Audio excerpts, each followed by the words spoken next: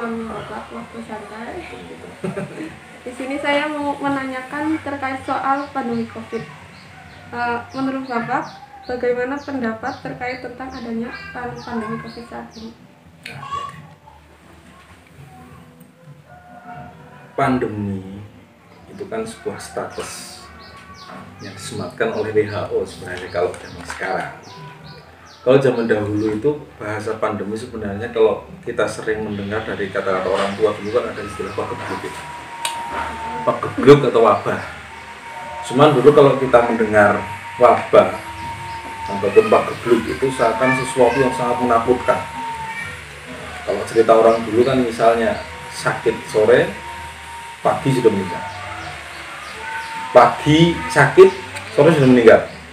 Nah kemudian kejadian semacam ini yang kemudian terjadi di suatu daerah biasanya banyak sekali menimpa masyarakat. Terus menerus banyak sekali yang meninggal. Akhirnya mereka menyebut keadaan semacam ini disebut dengan wabah atau bahasa Arab itu bala. Ataupun wabah.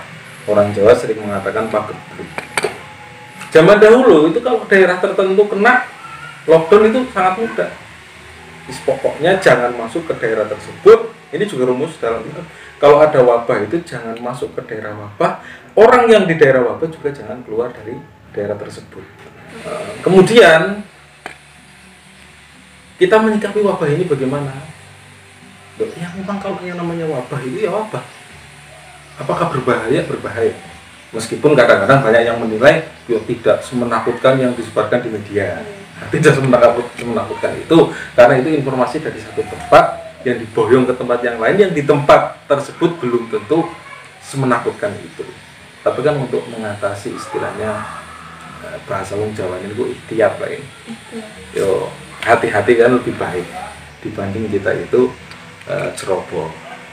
Nah, akhirnya pemerintah menerapkan istilah hati-hati lebih baik. Makanya kemudian segala jenis perkumpulan itu dibiarkan, yang melibatkan banyak massa. Nah, ini untuk mengatasi atau pencegahan penyebaran. Terkait dampak pandemi terhadap religi Sosial religi. Kehidupan sosial baik kita kaitkan dengan agama atau tidak kita kaitkan sebenarnya tetap berkaitan. Kalau kita pernah mendengar misalnya bahwa dalam dunia sekolah sering kita diarahkan oleh Pak Guru itu kan bahwa ada pelajaran umum dan pelajaran agama. Seakan-akan agama dan umum itu berbeda. Padahal kalau kita pelajari lebih dalam lagi tidak ada yang tidak berkaitan dengan agama. Tidak ada. Makan itu berkaitan dengan agama. Ada cara-caranya, ada aturannya dan sebagainya. Nah akhirnya segala kehidupan kalau kita pahami lebih dalam lagi, ya, semuanya berkaitan dengan agama. Semuanya berkaitan dengan agama. Tidak ada yang tidak berkaitan. Kita ngumpul-ngumpul dalam rangka apapun, ini kan tradisi saja tidak ada kaitannya dengan agama. Nggak ada yang nggak ada kaitannya. Pasti ada kaitannya dengan agama lah. Kemudian dampaknya yang tampak sekali sekarang kan kita misalnya orang-orang yang rajin beragama atau orang-orang yang sangat terbiasa ke masjid, terbiasa kumpul tahlil, melakukan kegiatan-kegiatan yang sudah disematkan oleh bahasa masyarakat itu kegiatan agama lah ya. Muslimat misalnya ataupun pengajian dan sebagainya. Nah kemudian kok banyak sekali pengaruhnya ini bagaimana? Ya, kalau kita sikapi, justru dari sini kita banyak belajar. Kita banyak belajar. Belajar apa? Belajar mana yang pokok dan mana yang tidak pokok. Mana yang asal dan mana yang buruk. Misalnya, sholat Jumat itu kan sesuatu yang sangat wajib. Barang siapa meninggalkan sholat Jumat 3 kali berturut-turut dan sebagainya, itu kan waduh, dalilnya menakutkan sekali itu. Nah, kemudian banyak orang yang menentang pokoknya harus ikut Jumatan. Kalau Jumatan itu nggak boleh. Nah, itu kan dalil dalam keadaan normal. Dalam keadaan normal. Nah, kemudian banyak yang menganggap bahwa Jumatan itu asli. Bahwa ini adalah pokok. yang tidak boleh ditinggalkan. Kalau orang belajar mendalam lagi bahwa Jumatan itu bukan aslun, aslunya itu duhurnya. Duhurnya kita nggak boleh meninggalkan sholat duhur, sama sekali nggak boleh dalam keadaan apapun, kecuali akal kita sudah hilang ataupun kita dalam keadaan tidur dan sebagainya pun nanti bangun sadar harus sholat. Tapi kalau Jumatannya masih bisa, dalam keadaan tertentu kita bisa tidak Jumatan. Tapi kalau sholat duhurnya tetap sholat duhur. Lah yang asal itu kan sholat duhurnya. Nah itu salah satu hikmahnya, kita jadi tahu, jadi banyak belajar. Terus kemudian perkumpulan dan sebagainya yang dianjurkan kepada kita itu dakwah. Apa dakwah itu selamanya harus berkumpul, ya kan? Dan di sisi lain juga banyak sekali manfaatnya. Kiai pesantren yang tadinya pengajarannya itu harus berkumpul dan sebagainya, dan tidak mau lewat media sosial karena menganggap media sosial itu susah lah untuk interaksi dan sebagainya. Lah sekarang, sebelumnya kan kalau ini ustadz yang baru-baru itu biasanya itu kan itu lewat media banyak sekali, puasa lewat media. Nah, kiai yang benar-benar kiai kadang-kadang belum mau. Lah sekarang mau tidak mau kiai juga harus menghiasi media sosial melalui YouTube, melalui apa dakwahnya. Nah, akhirnya sekarang kan hikmahnya berimbang.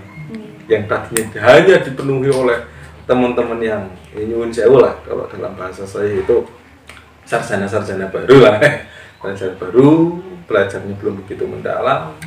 Tiba-tiba karena beliau pandai bicara dan pandai interaksi dengan masyarakat, akhirnya seakan-akan mereka lah para ulama Indonesia, yang padahal ulama-ulama itu banyak sekali di dunia pesantren, namun tidak muncul di media sosial. Nah, sekarang dalam keadaan seperti ini kita bersyukur juga, kemudian mereka muncul banyak sekali, kita bisa menikmati lewat media sosial. Ya, gini yang kita harapkan ya, ini mungkin istilahnya kita ambil hikmahnya saja, mudah-mudahan cepat berlalu. Nah nanti beliau-beliau yang tadinya belum di media sosial sekarang sudah berada di media sosial.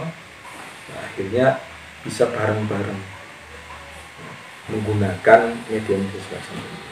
Karena apa? Pemahaman yang saya pahami, tidak ada namanya dunia maya, itu tidak ada. Semuanya dunia nyata. Dulu ada di istilah kesempatan begitu, bahwa medsos itu dunia maya. Enggak dunia maya. Kalau Anda mencaci maki di medsos, itu dosa. Ya kan? Ya, katanya maya, enggak dunia maya, itu semuanya nyata. Kalau Anda melakukan kebaikan dengan memberikan nasihat, pengajian dan sebagainya, berpahala. Itu artinya nyata, tidak maya. Kira-kira begitu. Terus kalau intinya dampaknya berarti apa? Dampak yang paling jelas itu kalau kita melihat dari sisi agama loh ya, kita itu harus belajar mana yang pokok, mana yang bukan pokok. Nah, ini kalau pandangan saya pribadi, kita harus belajar mana yang pokok dan mana yang tidak pokok. Artinya pelajari agama dengan sebenar-benarnya. Karena selama ini banyak yang menganggap misalnya ya, masyarakat yang tidak tahu bahwa tahlilan itu bagian dari agama yang pokok. Nah, misalnya selamatan itu bagian dari agama yang pokok. Ketika ada kejadian semacam ini, ternyata udahlah ditinggalkan saja dulu dan sebagainya. Nah, dari situ kita juga tahu, oh iya, berarti bisa ditinggalkan sementara dulu karena memang itu bukan pokok. Sholat 5 waktu pokok. Meskipun dalam keadaan seperti ini, ya tetap dilaksanakan, nggak bisa tidak, karena itu yang pokok. Nah, ini kalau saya memandang dari sisi agama, dari kegiatan yang berkaitan dengan agama itu, kira-kira begitu. Berarti itu sudah mencakup sama sosial media. Jadi kita akan tahu bahwa dalam agama itu kan ada istilahnya ibadah yang mahdoh dan ghairu mahdoh. Ada yang langsung vertikal hubungannya dengan kita dengan Tuhan. Nah, ini dalam keadaan apapun kita tetap bisa melakukannya. Ya, hubungannya antara kita dengan Tuhan. Loh, jamaah Jumatan yang asal itu kan sholatnya, hubungan Anda dengan Tuhan langsung. Kemudian jamaah, nah ini salah satu hikmah jamaah itu untuk memperkerat secara sosial, ya kan? Nah ini juga banyak sekali kemarin yang nggak ada seperti ini pun nggak jamaah kok, kan nggak jamaah itu, nggak jamaah. Nah nanti barangkali nanti setelah keadaan semacam ini tahu betapa pentingnya berhubungan, tahu betapa pentingnya kita saling interaksi antara satu dan yang lain. Nah, ini nanti berarti kita tahu jamaah ternyata penting, kumpul silaturahmi, tahlil dan sebagainya ternyata penting. Karena sesuatu yang kadang-kadang terus dilakukan, yang padahal itu bagian dari agama, cuma karena terus dilakukan seakan-akan menjadi budaya, ya kan? Nah, tanpa disadari bahwa itu sebenarnya bagian dari agama. Dikira nanti cuma budaya-budaya tok, atau sebaliknya, kita juga jadi tahu bahwa ini bagian dari budaya, bukan dari agama. Nah ini sebenarnya juga titik tersulit dalam teman-teman yang mempelajari fikih terutama ya, itu untuk membedakan antara atau al-farq baina al-ibadah wal ngadat, mana yang sebenarnya ibadah sesungguhnya, mana yang itu hanya bagian dari tradisi. Dan semacam ini jadi kita tahu ini banyak sekali ya. Kenapa kita tahu? Ya lewat agama itu sendiri, belajar. Oh berarti sekarang kita pentingnya belajar itu sangat betul. Kata Rasulullah pertama yang disampaikan dalam Al-Quran itu belajar. Nah, itu kan maknanya belajar, bacalah. Nanti kalau yang nggak bisa baca repot. Belajar. Apa yang dipelajari terserah. Gak ada maf'ul bihnya, ikra. Gak ada maf'ul bihnya dalam Al-Quran itu. Itu artinya litahmin. Litahmin apa pelajari apa saja dengan syarat bismi rabbika. Yang penting atas nama Rabbmu. Terserah yang dipelajari apalah di sini, terutama sekarang kita sangat merasakan bahwa penting sekali belajar agama. Penting sekali. Nah, dari sini juga muncul kan sosial masyarakat itu kemudian nyuwun sewu tanpa saya menyinggung satu kelompok dengan kelompok yang lain. Karena akhirnya berbeda pendapat kan. Satu tempat, enggak ini cuma ini cuma konspirasi dan sebagainya. Ya mungkin seperti itu. Lah, tanggapan masyarakat yang berbeda-beda ini kita juga jadi bisa menangkap betapa masyarakat itu berpikir berbeda-beda. Dan ternyata ketika saya pelajari sesuai dengan pendidikannya masing-masing. Sesuai dengan pendidikannya masing-masing. Oh ya betul sekali. Mereka kan mengeluarkan apa ya istilahnya reaksi dengan hukum-hukum yang ada, undang-undang yang ada itu kan reaksinya beda-beda itu. Ternyata kita bisa perhatikan reaksi orang-orang yang berpendidikan dengan reaksi yang nyuwun sewu tidak begitu mengenyam pendidikan itu sangat berbeda sekali. Nah, akhirnya kita berkesimpulan betapa pentingnya belajar tanpa membedakan belajar ini agama saja, ini umum saja. Kan ini masih dibeda-bedakan begitu. Enggak, kalau menurut saya umum agama itu tidak ada bedanya. Pokoknya mana yang berkaitan dengan peribadatan kita itu semuanya berkaitan dengan agama. Semuanya. Tidak ada yang tidak berkaitan dengan agama. Cuman ada mana yang harus didahulukan dan mana yang diakhirkan, mana yang sudah harus cepat-cepat kita pelajari karena sehari-hari kita lakukan, dan mana yang nanti-nanti begitu. Terima kasih, ini sangat bermanfaat. Mudah-mudahan itu pandangan pribadi saya. Mungkin cukup sekian. Wabillahi taufiq wal hidayah. Wassalamualaikum warahmatullahi wabarakatuh. Waalaikumsalam warahmatullahi wabarakatuh.